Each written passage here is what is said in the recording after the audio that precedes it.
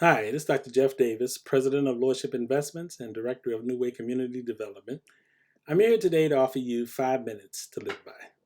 In this program, we look at specific topics. We try to break it down and make it focused.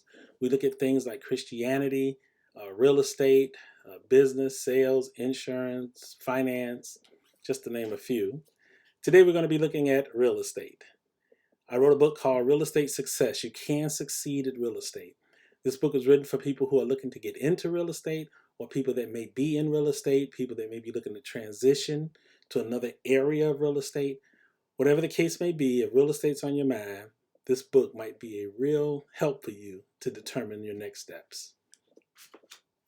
So today we're going to be looking at, should I use an LLC or a corporation? Now, let me start off by saying I'm not an attorney, so I'm not here to give you legal advice.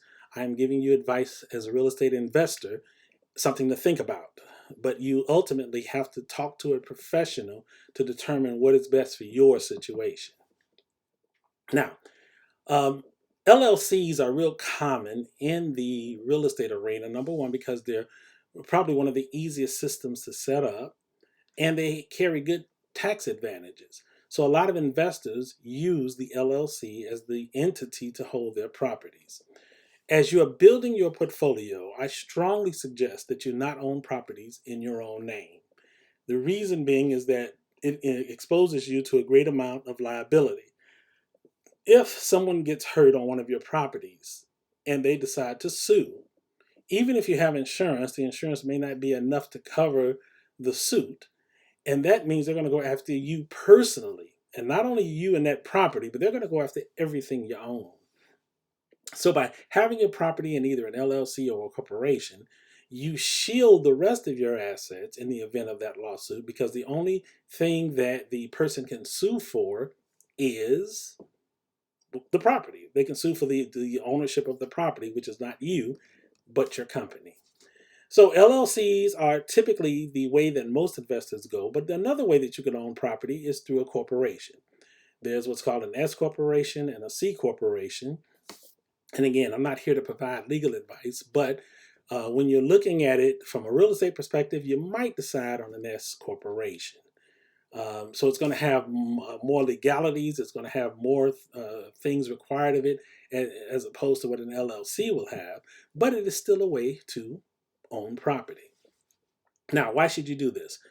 A lot of it depends on what you're looking to do. If you're looking to hold onto properties, then you might want to consider an LLC. I know that some investors use an LLC for everything, so I'm just giving you one man's opinion here. But you might want to look at using LLCs for your rentals and things that you own. But if you're going to be wholesaling or fix and flipping, and you're going to be earning that one-time active income, you might want to consider having that in an S corporation. Now, your attorney, your accountant, or your CPA can kind of give you more details as to the reasoning why. But there are just certain advantages to having the property and the right entity, depending upon how you're going to be generating income. Now, another thing to keep in mind is that if you're going to own a variety of properties, let's say you got 10 properties, you might want to have more than one LLC. Because if you put everything in that one LLC, again, there's a liability risk that if someone were to sue, they're going to go after all 10 properties. So you might want to have multiple LLCs in place. The whole goal of getting into business and having a real estate business is to learn how to function and think as a businessman. And when you look at businesses overall, very few successful businesses are owned by individuals. We call those sole proprietorships. And so that might be a mom and pop shop where they got one location and they've got a small business. They may own that in their own name. But when you start moving into the realm of having more than one, you seriously want to consider using a corporation or an LLC to have ownership in it.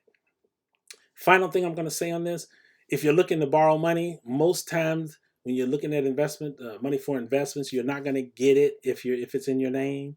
You need to have it in a corporation to receive that kind of support and financial help. Real Estate Success.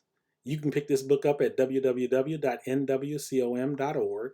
Again, that's www.nwcom.org. Or you can go to Amazon, look for books by Dr. Jeff Davis or Jeff Davis. I think it'll be a blessing and a help to you. So until the next time we meet, I want to wish you today much success and happiness in your endeavors.